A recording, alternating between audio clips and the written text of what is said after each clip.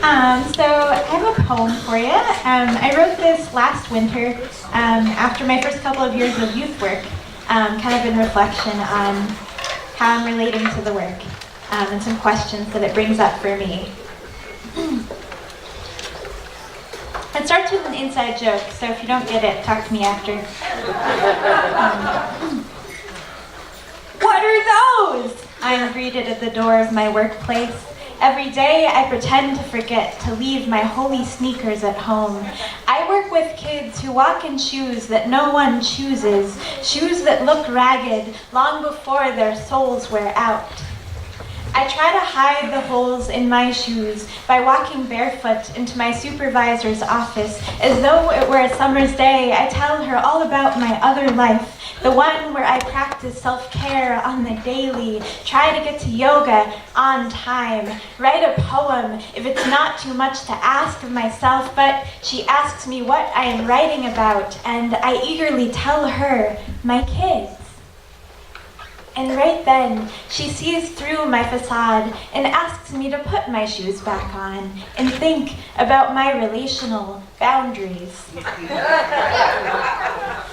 What I want to ask her is, what boundaries are we holding up to save our kids the loss of getting too attached? And what boundaries are we holding in like a buried breath to save ourselves the pain of attaching word to sound, sound to feeling, feeling to heartbeat, drumbeat, resonance deep within our bones? My child, when your stone-cold silence meets mine, there's a holy friction that turns my fiction of trauma into living, breathing truth. My God, every day I watch you paint the parts of yourself that won't stop falling. I see you get back up again and fly across the room to get a cup of ramen. I watch you wear your ramen beard all the way to town like you fucking own the place.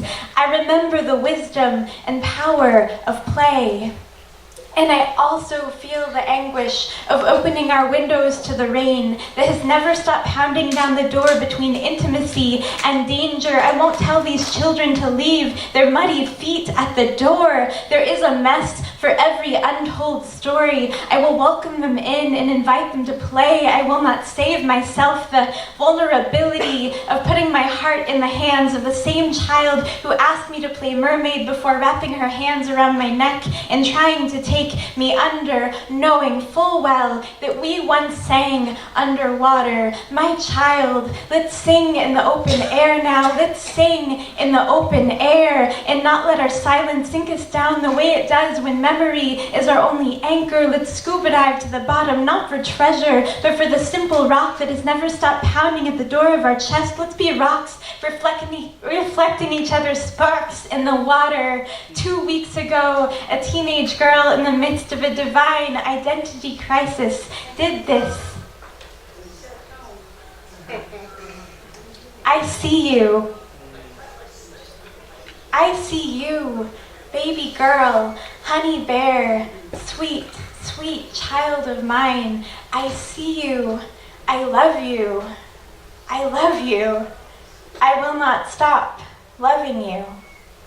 Thank you.